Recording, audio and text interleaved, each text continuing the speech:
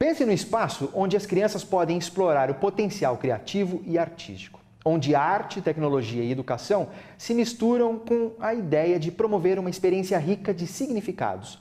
Pensou? Pois é, este espaço existe e até ganhou o reconhecimento do MEC, que é o Ministério da Educação, em 2015 por trazer inovação na área. Estamos falando da Casa Labirinto e o mentor desse projeto é o genial Luca Richbiter. Eu botei um genial no texto, Luca, porque... Obrigado. Porque é o seguinte, você desenvolveu um projeto pedagógico para criança com inovação num país que a gente vive, tem que ter um pouco de genialidade aí para juntar os cacos. É isso? Eu acho que, na verdade, o país tem genialidade aos montes. Inclusive, esse reconhecimento do MEC em 2015 é o outro MEC do Renato Giannini ainda. Sim. Um projeto que foi comandado pela Helena Singer.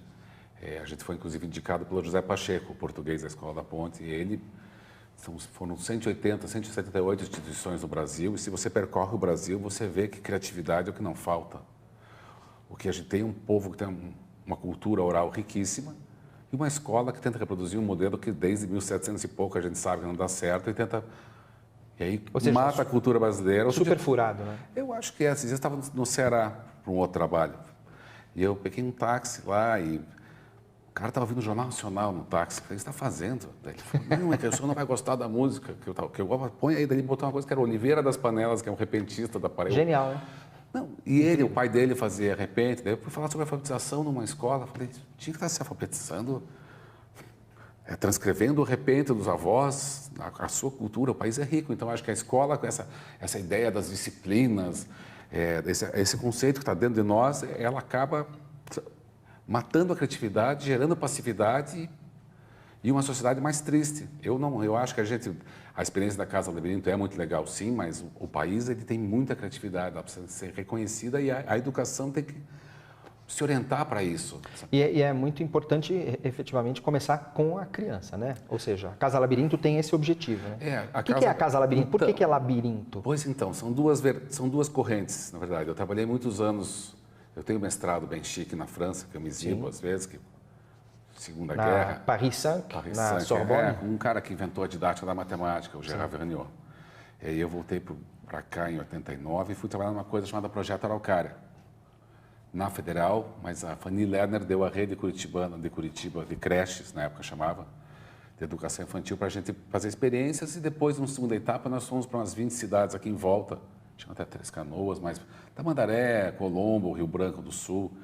E nesse lugar, eu estou dando o livro de presente, uns 10 anos de reflexão muito profunda e de pesquisa séria sobre o que é educação e sobre o que é educar a criança num país como o Brasil. E, na verdade, a receita é simples, você tem que acolhê-las bem e brincar. Isso que vai funcionar. Daí você coloca uma chamada, um calendário, um livro infantil, lápis na mão da criança, tira foto guarda as assinaturinhas dela e com isso você educa melhor do que tentando dar aula. A criatividade vem realmente em primeiríssimo lugar. Ela é inerente, né, ao ser humano, a criatividade, mas uma outra coisa assim, a criança brinca, o adulto, o adolescente imagina. Então, assim, a criança que para de brincar, ou ela para de brincar e para de imaginar, que é o resultado da educação quando ela massacra e entrocha conteúdo, Sim. Ainda mais hoje, né? A gente já teve dificuldade para terminar a escola. Agora imagina a gente com o celular no bolso, ficar sentado tendo aula de química. Então, na verdade, toda a discussão é esquisita. O modelo de educação, esse modelo não... Então, na infância, você pode, o MEC não pressiona tanto, os pais não pressionam tanto, os sistemas de ensino não chegaram com tanto peso, então você tem espaço. Então, se você organiza um espaço para brincar, para interagir e propor coisas, né? Então, essa é outra coisa, uma época era pecado intervir. Não, você está lá, você é uma pessoa no meio de pessoas. Exatamente. Só que a educadora é uma pessoa grande. O meu livro, que é o que eu escrevi depois de 10 anos trabalhando com as creches de Curitiba, é uma metáfora, é uma história de uma rainha que tem um pequeno reino. Foi escrita porque as educadoras com quem a gente trabalhava, aqui, Mostra aqui. Qualificando em serviço, elas eram boas brasileiras, muitas não eram nem letradas, eram semi-analfabetas, tinham terceira série, quarta série, são pessoas que alfabetizavam. Esse livro está disponível? Tem o site, se você é o lucapr.com.br. lucapr.com.br. A gente bota aí.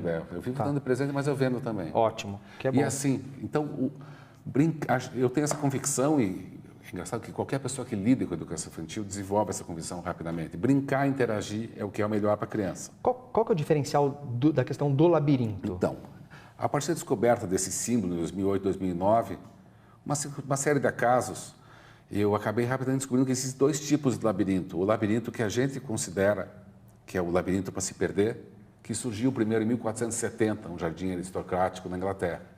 E existe desde o fundo dos tempos o labirinto arquetípico, que sempre é um caminho só que vai até o centro. É uma coisa... Eu comecei a pesquisar, a literatura é um pouco restrita, tem muito esoterismo, então tem poucos livros sérios.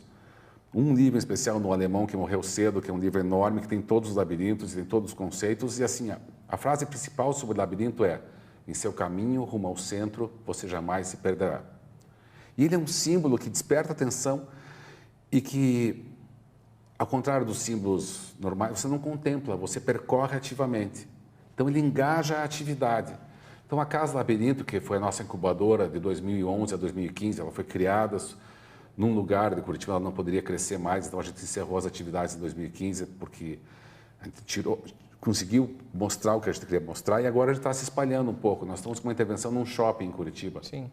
E é muito engraçado, você planta um parquinho com esse símbolo e de repente você tem crianças e adultos brincando muito. Tem que ter mediação. As redes sociais, ou seja, pelo fato de você ter um aparelho que faz tudo e que você vê tudo, influencia na questão... Pois eu, desde 96, chamo o celular de super lápis e acho que deveria ser usado, em vez de ser mais tudo. Você tem que repensar a escola.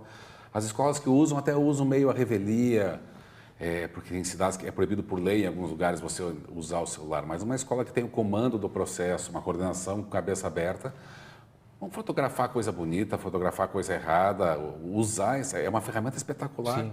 E acho que fora da escola que você tem gente que, apesar da escola, está ficando informada e inteligente. Porque se você gostava de música clássica há 20 anos atrás, há 30 anos, você não tinha como fazer. Tem um amigo do meu pai que ele contava que em Porto Alegre tinha que esticar o rádio na beira do Rio Guaíba para pegar uma rádio do Rio. Hoje você gosta de Mozart, você tem... Aí você pode ter N versões do concerto, então acho que isso tem muitos prodígios. Não é só o cinema, né? Que é o cenário musical da cidade também. Você tem muita gente. É riquíssimo. Eu acho que isso aí, as pessoas se educam muito fora da escola, né? Ou apesar da escola hoje em dia. Eu não vou dizer nem o país, eu vou falar educação. A educação no Brasil tem solução? É assim, eu tive recentemente com o José Pacheco, que é um português que durante 30 anos fez. Ele, a pessoa que faz tem que respeitar, né? Uma escola diferente, com os alunos, os rebotalhos da crianças pobres, uma situação que não é muito diferente da nossa. E ele estava muito animado porque ele gosta de crise. Ele acha que na crise é mais fácil mudar. O time vai tomar conta do mundo num momento de crise. Então, você pode fazer uma mudança, porque está todo mundo, se você pegar a história da pedagogia, todos os pedagogos, do Emílio do Rousseau até... passando por todos defendem uma escola diferente, que não dá aula, que é aberta ao mundo. E a prática, né, a gente não consegue mudar, mas isso está... Os americanos falam no tipping point, que as escolas de ricos do primeiro mundo já não são mais escolas que dão aulas. Você pesquisa, você faz, você constrói. Então, às vezes entra um modismo, tipo code, as coisas com informática. Quando tem informática, o pessoal aceita a construção. Mas a pedagogia de projetos, que é você fazer uma barragem, você entrevistar o cara da esquina, isso acontece... A forma é outra, né, Luca? Mas não é tão difícil. A gente complica e tem toda a questão de passar por essa coisa. Os mestres têm que decidir o que a gente tem que saber. Isso não tem nada a ver com ciência. Você pegar uma fórmula acabada e fazer a criança decorar, isso é tão irrelevante quanto doutrinar. Sim. Então, a gente terminou o primeiro bloco falando sobre a Casa Labirinto, e o trabalho feito num shopping, por exemplo, que vocês têm, que você de repente percebe pai e filho trabalhando juntos, né? Assim, a gente tem desde um shopping aqui em Curitiba, algumas festas. Qual shopping? Pode falar. É o Água Verde. Tá bom. Que é lá, é muito simpático. E a gente está, por exemplo, com um espaço enorme no centro de Piraquara, mas uma chácara, uma parceria, daí é mato, pinheiros enormes. Então, em qualquer lugar que a gente vai, a gente primeiro incubou o labirinto na nossa sede. E depois a nossa curiosidade é interferir nos lugares com esse símbolo que ele é uma espécie de um vórticezinho. Sim. E assim a gente monta, e tem pessoas arte-educadores, ele provoca uma transformação, é engraçado. Então você, de repente, no caso do Shopping Água Verde, a gente está fazendo, além de labirintos, em 2 espaços, tem um espaço onde a gente está fazendo teatro. porque um dos nossos meninos, o Guilherme, é fanático por teatro, ele conhece todo mundo, está fazendo peças de 15, 20 minutos. As escolas podem chamar vocês para... Pode, a gente vai, tem feito várias escolas também, uma da tua vertente, mas não quis falar aqui agora, a gente está tentando e já está fazendo eventos em escolas. Ótimo. Então volta mais para falar mais. A ideia é ancorar mudanças, assim, em qualquer lugar, mas o engraçado é você ver uns adultos, de repente, recuperando, porque muitos adultos, eles tiveram Barranco, Beira de Rio, Ameixeira, Sim. e as cidades dos últimos 20 anos, o país poderia ter ficado bom, mas não fez zoneamento, não controlou o carro, não controlou os prédios e não fez transporte público. Então tem que ter mais praça, tem que ter mais parque, e daí com ou sem labirinto você vai educar melhor. Quer dizer, precisa de espaço público. Maravilha. O Parque Gon está bem?